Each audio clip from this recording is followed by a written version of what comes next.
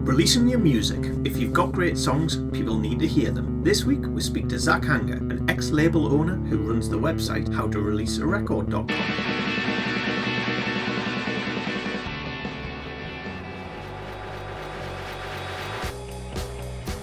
This is Anyone Can Play Guitar, the podcast for musicians and music lovers that takes you behind the scenes of the music industry.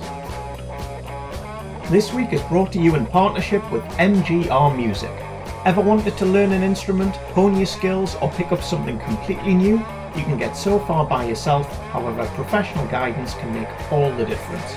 With a network of tutors right across the UK and rates starting from as little as £15 per hour, visit mgrmusic.com now to get started. Hello and welcome to episode 46, all about releasing music, with me, Ben, and him, James. Last week we came at things from the record company perspective to delve into how relevant they are today. We had Keith Armstrong of Kitchenware Records, who is also the manager of Jake Bull, on to give us some great insight on how record companies operate and the value they add. It's like a bit more commerce than art. Yeah. It's supposed to always be a mixture of both, but it depends how arty you're going to be, you know. So Here at ACPG, we like a balanced view of the world and know that's only a very small percentage of people that can, or might even want to go down the record deal route. Last season, we spoke to another ex-label owner, Pete Dale. Be sure to check out episodes 14 and 15 of the show from season 1. Here's a taster. Getting a slice of publishing to get an agreement with bands where I would not only put the record out but also would make an agreement for a percentage of publishing, because actually publishing is one of the areas that you can make money nowadays. So today we have Zach, and a lot of, like last week with Keith, there's going to be a lot from Zach, but we also have Laurel, Jimmy Atkins of Jimmy Eat World, the Sheepdogs, and, new guest alert, State Champs. Boom! Yeah, you can expect a bit of this. Really glad that I put things out really early, but I also wish that I had nurtured my talents a bit more before I'd shared with the world who I was, because I'm very different now to when I released a lot of that music. Remember, a great way to support the show is to go on iTunes or wherever you get your podcasts and give us a rating and a review. It really does make a massive difference for the show. Now, on with the episode.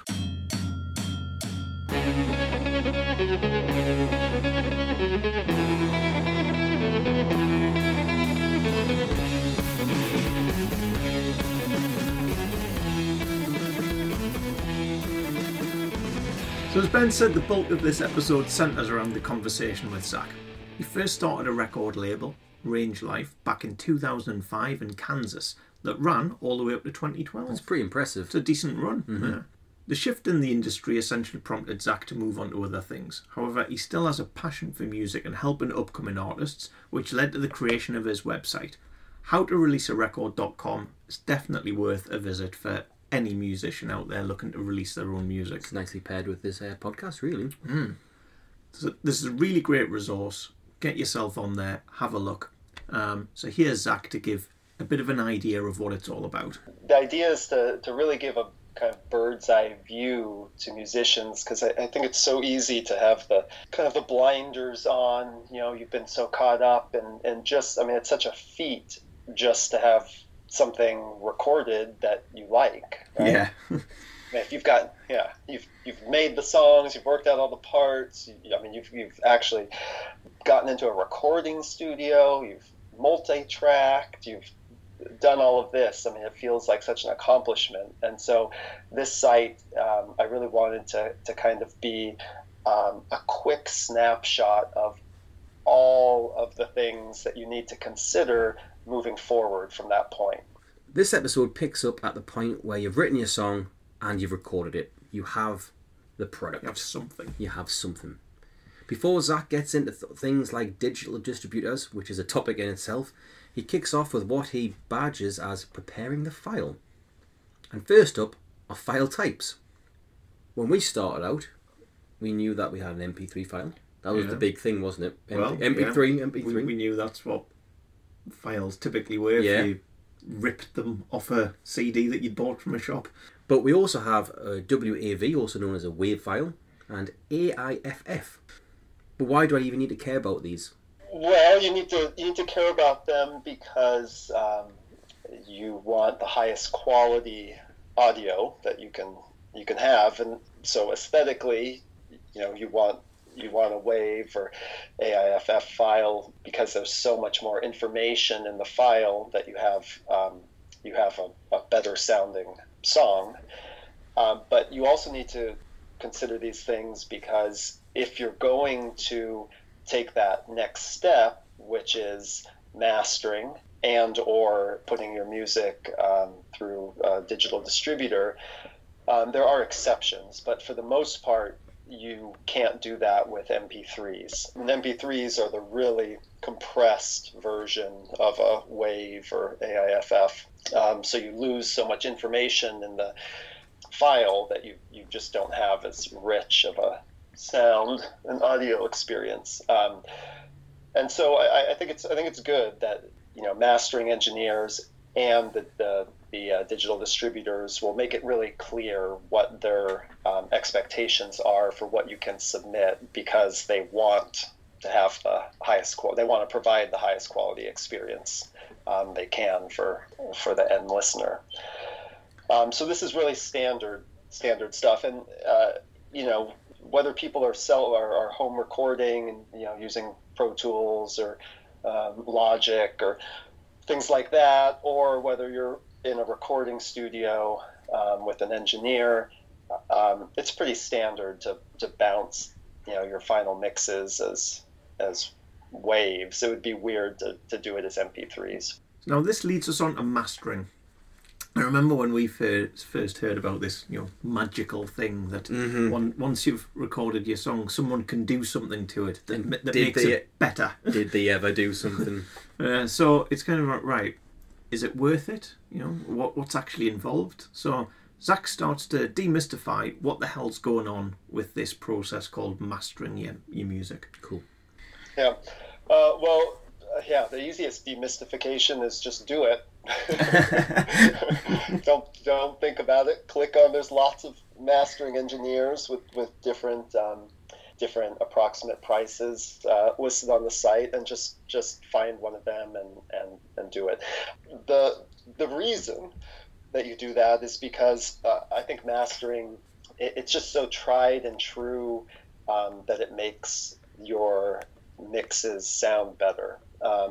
And part of that is having the closest thing you can get to kind of an objective ear, a professional objective ear, listening to your song, listening to your mixes, and deciding, they hear so many different things. They deal with all types of music, all genres, etc. And mastering engineers are just so good at knowing what your mix needs to bring it up to snuff. They can also be, I think, proactive, creative. There's a whole kind of history of mastering that is kind of progressive, I guess, that is about adding elements to the mix. And some obvious things are like people love the sound of hearing their mixes through old tube compressors and things. I mean, this kind of equipment that you would never be, you'll never be in the same room as like a Fairchild compressor, right? Like the Beatles would use. But these mastering engineers, a lot of them, I mean, they're equipment geeks, and I mean, they really have the kind of equipment and the ear to make anything you send them sound better.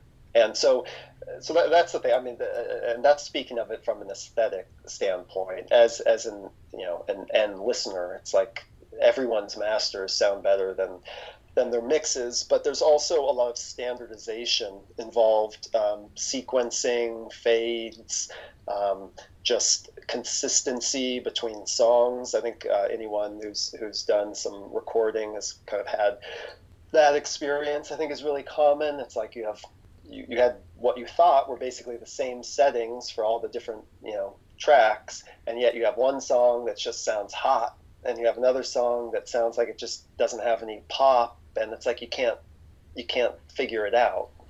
A mastering engineer will help kind of standardize, the loudness between the two, and so there's the polish. I mean, there's usually an aesthetic bump, and then there's the kind of polish of consistency.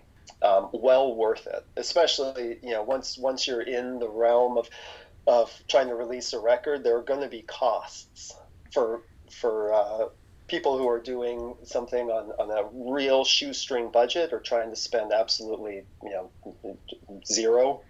Yeah. I mean, there are ways of doing that, but if you do have at least a limited budget, I think the number one priority is mastering. A clear message from Zach there on just doing it. Do it. No question. Yeah, I know. It's one of those things. Master it. Do I have to? Yes. Yes. But something important question. 3 simple words. What about cost?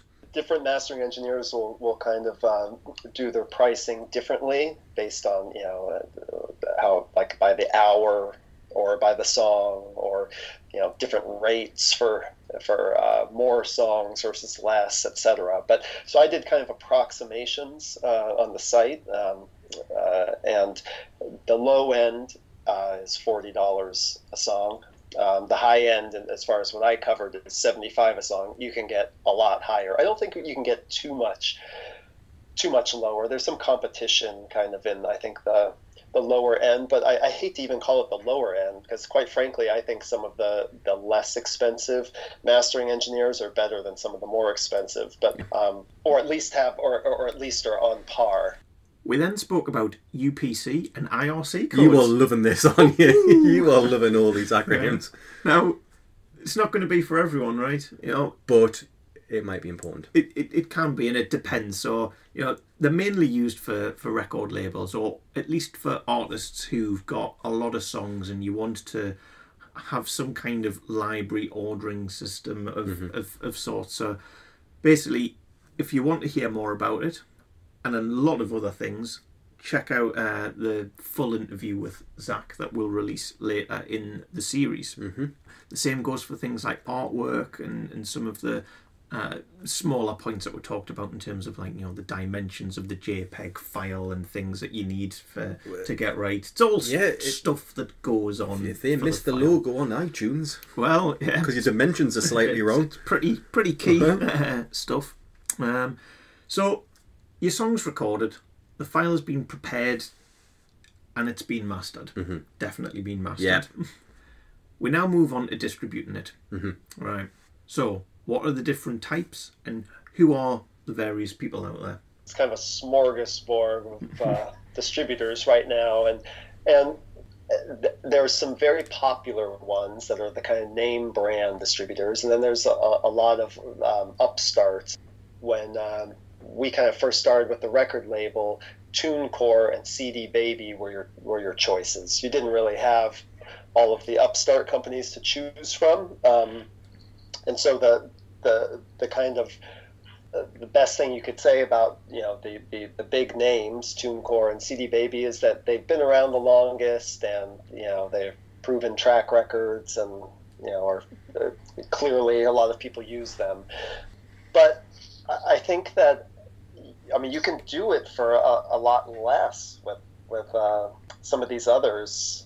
There is some competition in terms of price and terms, and if you're kind of shopping in terms of price, you might choose one of the ones that is less expensive. I quite frankly think TuneCore, I've used them a lot, and I don't like the fact that the price goes up to $50 a year, and then you'll be like 5, 6, 7 years later, and you're still paying that $50 a year when maybe you're not making much on the record, and it's hard to get locked into that when the rest of the business model isn't necessarily that you're going to always be making money from legacy releases. Yeah, and that makes sense. So typically, there'll be obviously exceptions to this, but as a general rule, you want your music to be available forever, but typically when you first release it, there's going to be a lot more interest than in many years down the line. So yeah, that concept of having to constantly pay, I'd imagine, will be a challenge for a lot of artists. Right. And so something like TuneCore, they draw you in with the lower price for that first year when you are making the most in return, and then all of a sudden they become the priciest for going forward. And I think, they kind of win because of the general frustration with having to go and take your music down and put it up somewhere else. I think people are fairly kind of lazy or laissez-faire about those kinds of things. So they probably have a lot of legacy material that's just racking up $50 a year charges. The big thing that I would add right now, and this is the kind of site that is very much in flux. Things change a lot. It's actually a really fascinating kind of view into how to maintain some consistency with so many links. How to maintain some consistency on the internet, because different websites that I reference or that I link to, they're like things are constantly getting revamps, or they change hosting, or they change something or other, and links get broken, and it's it really is it kind of gives you an appreciation for the ephemerality of information out there.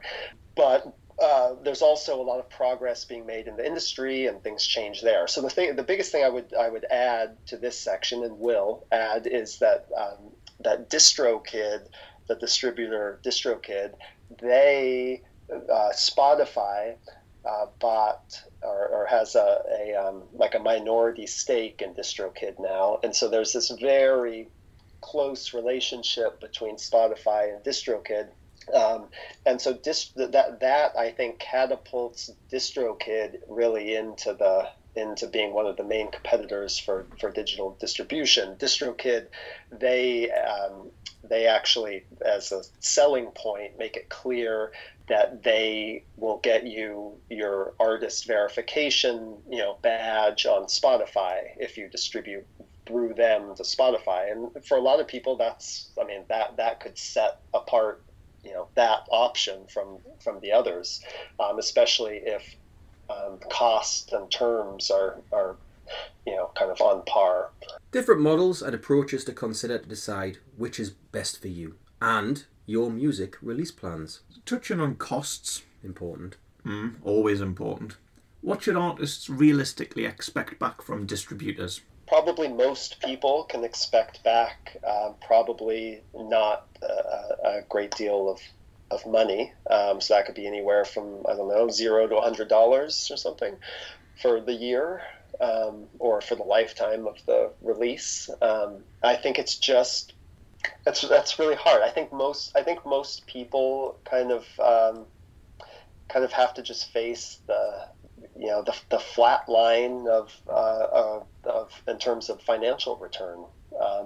What you're really doing when you pay for the distribution is you're paying for the chance. It's a very democratic system. Everyone kind of uses the same channels to get onto the same platforms, and the notion that you can make something in your bedroom and you can then have that in the same marketplace as Radiohead, it is wild. Yeah. But it does not follow that you're going to make the same return as Radiohead. Yeah. As Radiohead is making, and that's part of the just kind of mind bender of the present industry. In a lot of ways, both artists and the audience is subsidizing major artists' income. And I don't know, it's kind of a whole different conversation about how that could be different, but that's the way it is. Yeah. So in terms of a return, your goal is to make anything you can back. Streaming returns are typically not a lot of money, at least with actual sales, like through iTunes or Bandcamp. You're getting at least a chunk of $1 for each song. Yeah, so I don't want to. You don't want to temper expectations too much. It's just kind of the reality of it, and there's so many other factors and gauges to kind of set expectations. Yeah. We're nearly at the halfway point. Coming up after the break, we've got a little bit more from Zach before getting the artist viewpoint from Jimmy Eat World, State Champs, Laurel, and the Sheepdogs. This week is brought to you in partnership with MGR Music. Ever wanted to learn an instrument, hone your skills, or pick up something completely new? You can get so far by yourself, however professional guidance can make all the difference. With a network of tutors right across the UK and rates starting from as little as £15 per hour, visit mgrmusic.com now to get started. Now it's time for our regular good cause slot. This week, naturally, we're going with Zach's choice. Yeah, the first thing that always comes to mind for me, and I try to make donations to, is in the U.S. here is the ACLU, just because it is, at least for us here, it's fighting the good fight in a way that I think is, increasingly critical. So yeah, I encourage anyone who's going to make any donations to a cause. I think the ACLU, the American Civil Liberties Union, can always benefit from that and apply it progressively. You can find out more at aclu.org about how they're working to defend and preserve individual rights and liberties. Now, on with the episode.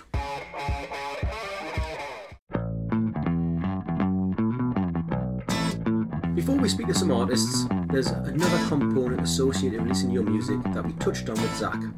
The most important takeaway is that if you've done absolutely nothing except created a song, right, that it all defaults to you. If you're not, as long as you haven't used samples, as long as you haven't, cribbed some lyrics from, the Rolling Stones or something, as long as you haven't done anything that is an actual copyright infringement knowingly, your own just creative process has created a copyright. So I think that's the most important thing. What you do with that afterwards is kind of up to your own ambitions and discretion or paranoia or any of those things. Some people are extremely protective and feel like they're going to get screwed anytime, and want to be really careful. And I think there's a path for them. Again, back to the choose your own adventure. It's like if you really want to get everything set up and you want to go through the registration of a copyright, and you absolutely should. And that's a valid, probably the right approach. Might as well have yourself completely protected and legitimized, and I think that's great. I don't think it's entirely necessary. It's kind of the old idea of like, we'll do this until we get called out on it, and then we'll deal with it. But the fact that we've gotten called out on it means we've created enough of a stir that we're kind of achieving our goal in some way. It's like if you get hit up to have one of your songs licensed and you haven't done anything with your performing rights or with your copyrights or anything like that, I mean, you can always do it then. Like, you can always react and then get these things set up. But again, this is intended as a kind of overview of the considerations. So if you want to be proactive, I think that's great. And if you want to be reactive, I think that's totally fine too, because there's a good chance that it'll never kind of come to pass, but it may.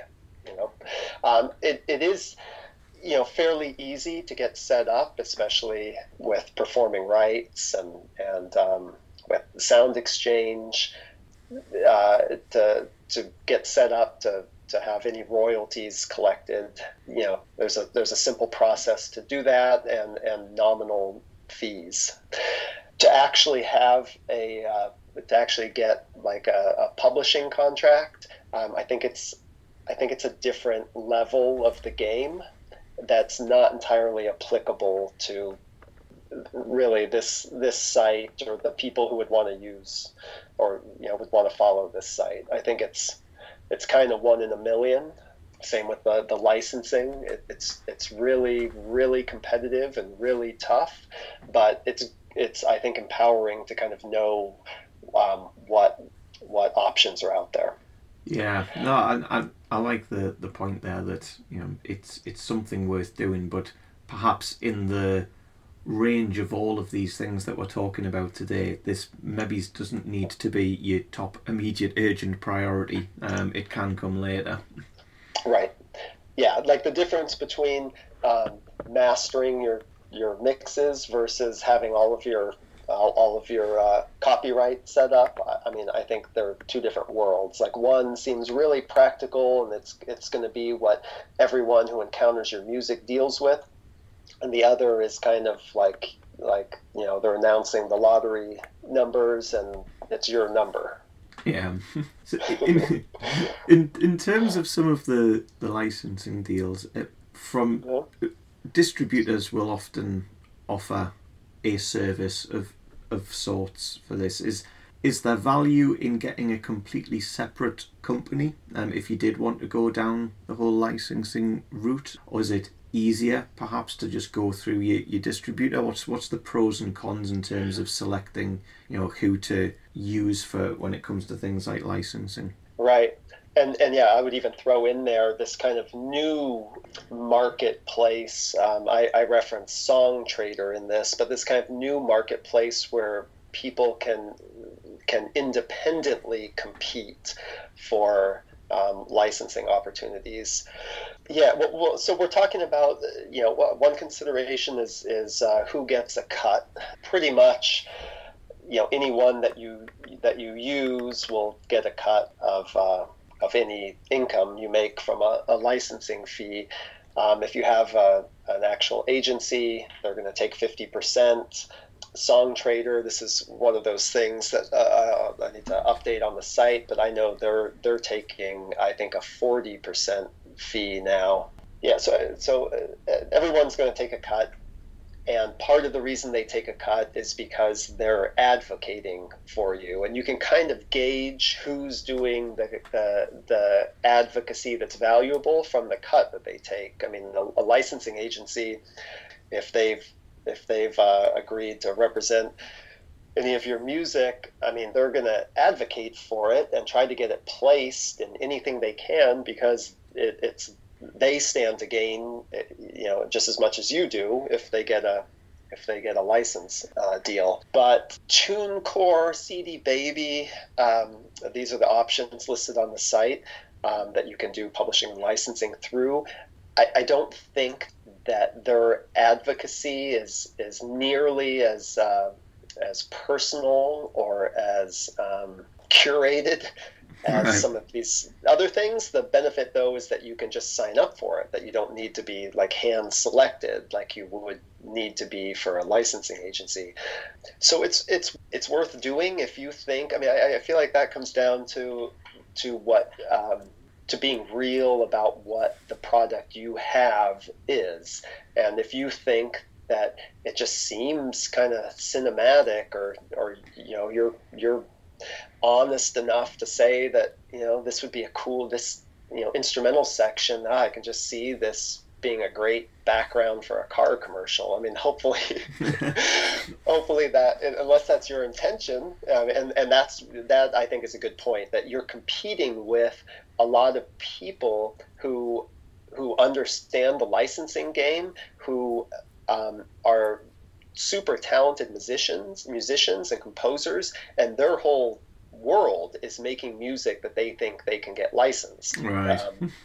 So if you're just kind of by happenstance recognizing that a part of your song seems like it would be really cool in the commercial, you can envision that. You just have to remember you're competing against people who understand it really well and are making things very purposefully for licensing. But but giving yourself a shot. I mean, this is kind of what it's all about. It's like, if you have the money to do so, doing publishing or licensing through TuneCore CD Baby, if they're also your distributor, gives you a shot. At least you're in the mix, and you can see how it goes. Again, the kind of new player in the marketplace, not the new player, the new marketplace, because Songtradr is not the only name in this new marketplace, but this idea of this kind of platform where independent musicians can submit their music, and people who are doing the licensing for commercials or television or advertisers or whatever, they can come to these platforms and search through and find things that they think might work, and there's the potential of getting a license out of this. And that middleman, in this example, Songtradr, they'll take a cut because they're the platform, and they're kind of the middleman between the people who want to license it and the artists who are submitting their music. I think that's really interesting. I haven't had the chance to really to try that with real purpose, because I know with Songtradr there's like a whole world of like credits, and you can kind of submit to get yourself to the top of the considerations and things like that. I mean, everything's a racket, and this, I think, is no exception. But again, you're putting for a very small cost, you're giving yourself a chance at potentially like a big reward. Licensing is a lot of money, and the potential is huge. So I totally agree. I mean, I like your point about being in the game. I mean, ultimately, this is another potential revenue stream, right? And if you're not signed up with anyone, then, well, you're definitely going to get nothing.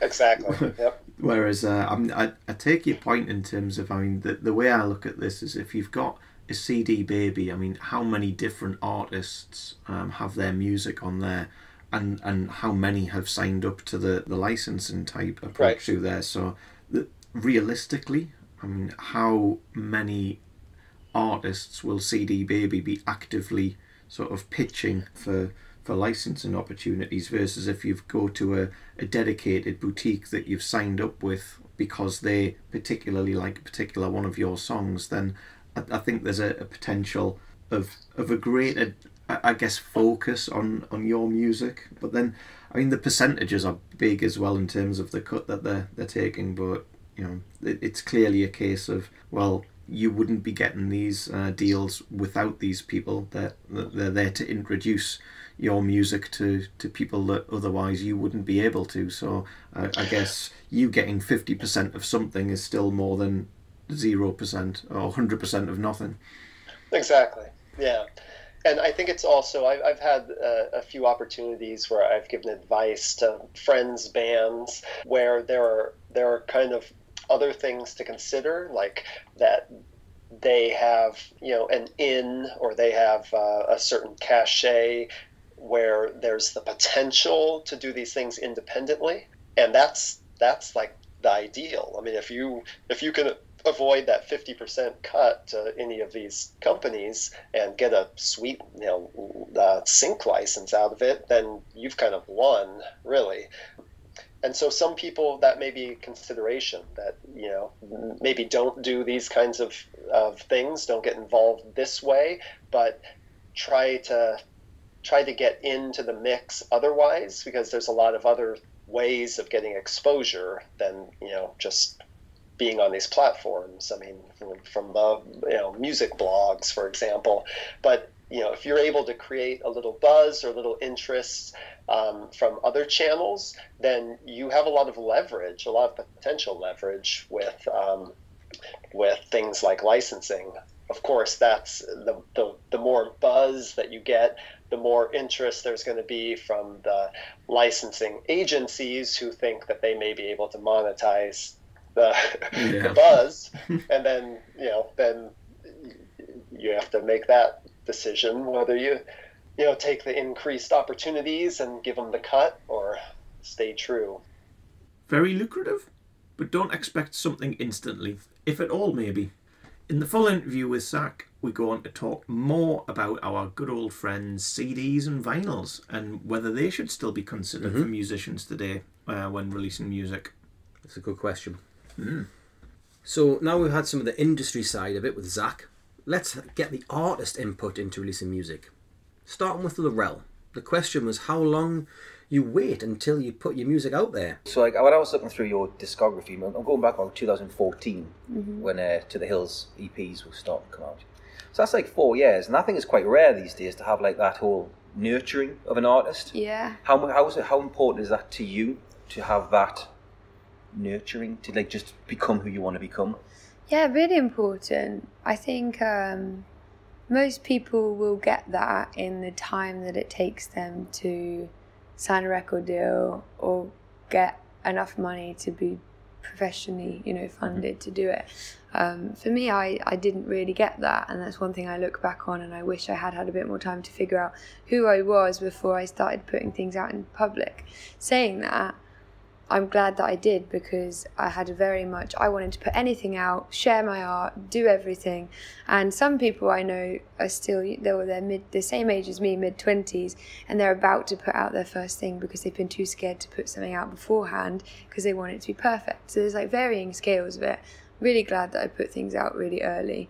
But I also wish that I had nurtured my talents a bit more before I'd shared with the world who I was, because I'm very different now to when I released a lot of that music. Okay. And I'm asked to play it, and I'm still known for that, which is fine, but it does live with you.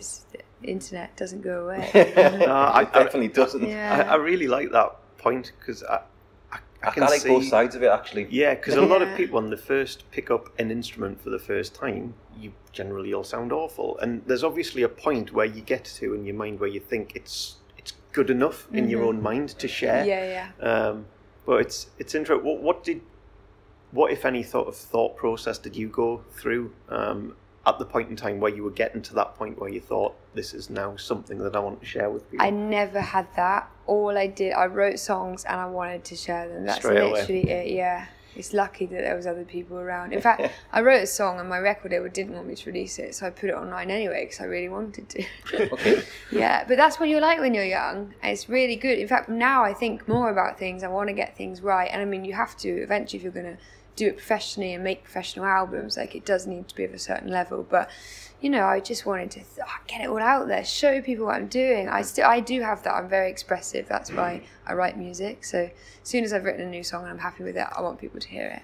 I think both of our points are great though, because when we first started, we went straight out on a busking tour. Yeah. I don't even know how good we were then, or when we finished, to be fair.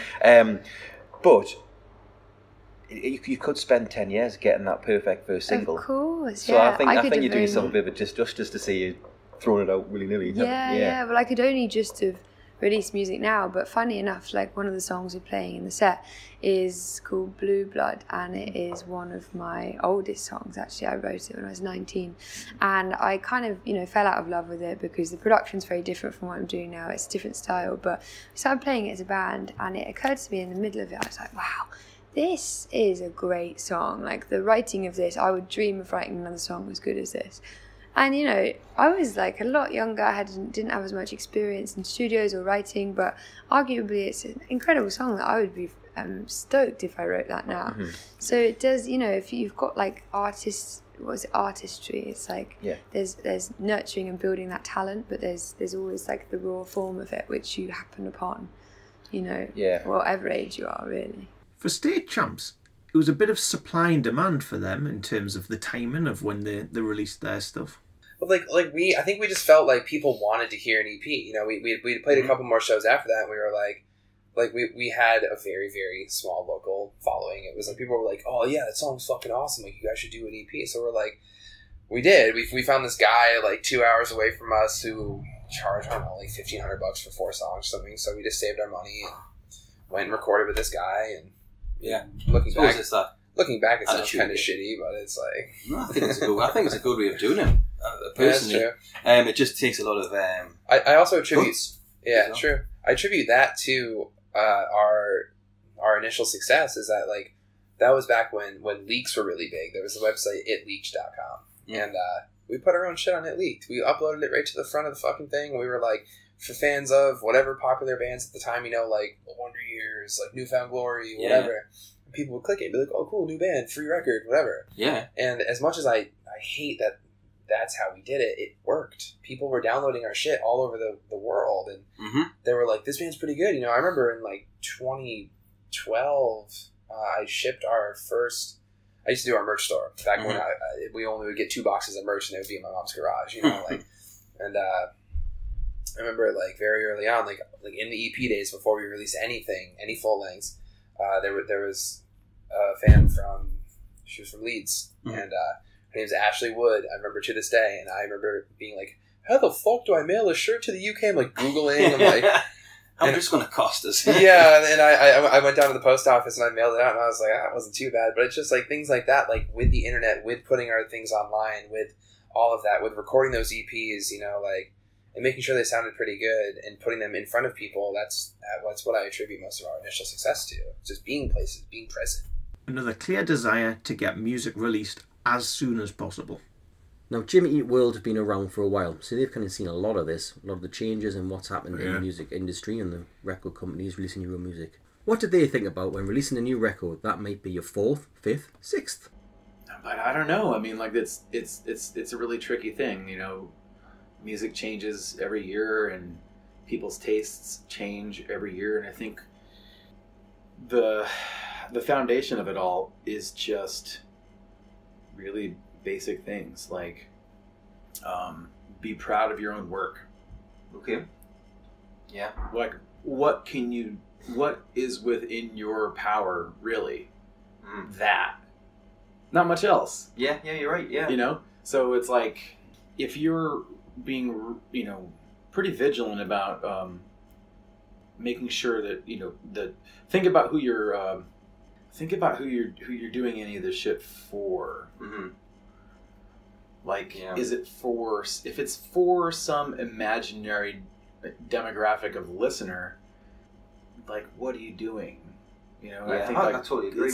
You start making choices based on the approval of some imaginary listener, and I think like that is going to. And then any listener is going to hear that and pick up on it as being kind of desperate or not really. It's just harder to connect with something like that. Yes. I think like if you're honest with yourself and you're doing work that you think is that you think is challenging and that you think is rewarding and serves the vision that you have, then I think the right people will pick up on that. Yeah. Maybe not everybody, but the right people will pick up on it, and you know, and they'll be, you know, they'll get into it for their own reasons, and they'll make it theirs, and then it'll be. I mean, for us, I think that's been the trick of sticking around for so long, is that we focused on putting music out there like that, with that sort of mindset. Our final artist is the Sheepdogs. They self-released their first album and self-funded their tours, which was, you know, important for them to keep improving. Well, we only did that because we didn't have any other option. Right. You know, we were Jim. I just want to point out that Jim joined us in 2015, maybe. Yeah, 2016 years ago. So we only self-released because we were just a small-time band playing around Saskatoon, our hometown, and so it wasn't like anyone was knocking on our door to put our record out. So we would just put up our own money in order to record and release records. And so the third of those albums was the first one to get any kind of attention, and that was kind of through persistent efforts of independently funded tours and tours that we would book ourselves. Okay. And most of that was based around getting out to Toronto, because Toronto is the London of Canada and the New York of Canada, and it's where all the big entertainment and business and industry is.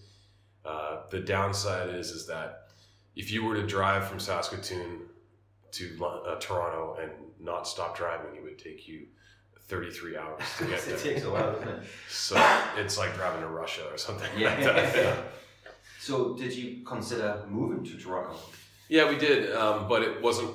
It's much more expensive to live there, and we were already kind of struggling to pay for things as it was, and so it made more sense to kind of stay home and just keep doing these tours, and so we actually did a lot of just sort of honing our chops in the West and playing places and getting better, and it's good because we were pretty crappy at the start, so we had to do a lot of we would work on trying to go to Winnipeg, which was an 8-hour drive away, and try to sell out shows in Winnipeg, and we would sort of keep getting a little bit better, bit better, and so by the time that third record came out, we had kind of got enough road chops that it was we were ready to start sort of showcasing at those they have those festivals Western Canadian Music Week, it'd be kind of what do you have here in England, whatever down in Brighton and stuff like that. Yeah, you've got a lot of stuff like that, fringe type of places you can showcase type of things, right? Yeah. There's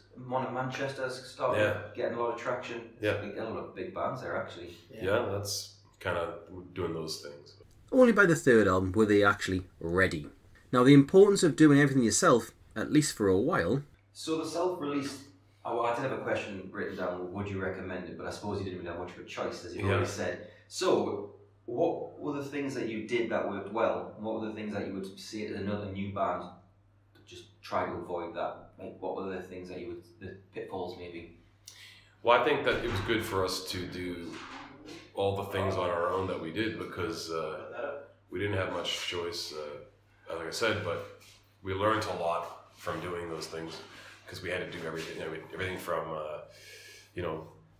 doing our own accounting and booking our own tours and driving our own van and we did every little thing ourselves, and so you learn how to do that stuff, and so later on when you pay people to do it, you have an idea of kind of what goes into that. An interesting delve into the releasing music there. A big focus on getting yourself out there is always the key thing, which was spoke about a lot. Yeah, lots of people just want their music out straight away. I've written it, so bang, needs to go out there. But you always have to have an acknowledgement there's a lot of competition out there, whether it's your bands you play with or the music being released in all the different formats. So what you put out there needs to be good, and it might take a while, so don't be disheartened if success isn't instant. Yeah, well, chances are it won't be. Chances are it won't be. At the point where you're ready to release your music, promoting is often a seismic challenge for new musicians. Coming up next week, we have the first of a two-parter. Woo! On marketing music. It's the first two-parter of the season. Indeed. Additional news snippets from the interviews you've heard today will pop up in other episodes later in the season. And at the end of Season 2, we'll release each conversation with all of our guests in full as standalone episodes. As a reminder, if you like the show, please take a few seconds just to give us a rating and review wherever you get your podcasts from. It makes a huge difference in helping us grow our audience and promoting the show. Yeah, like we've said on any number of other topics, Ben, you might be good at writing a song, you may not be good at marketing. Yeah. But if you don't tell people about your music, chances are then they're not just going to magically find it. So on the show next week, we have the first of the two-parter that's going into marketing. You'll hear from a range of people, including Morris Hissink, our first guest from Holland. If somebody would give you 100,000 subscribers on YouTube instantly, and I mean active subscribers, that would be a lot of pressure. All of the show notes for today's episode can be found at acpgmusic.com, along with our back catalogue of episodes. If you like what you hear, or perhaps have some improvements or specific guests you'd like us to consider, we'd love to hear from you. Email us at info@acpgmusic.com or hit us up on social media. Keep supporting upcoming artists, and we'll catch you next time.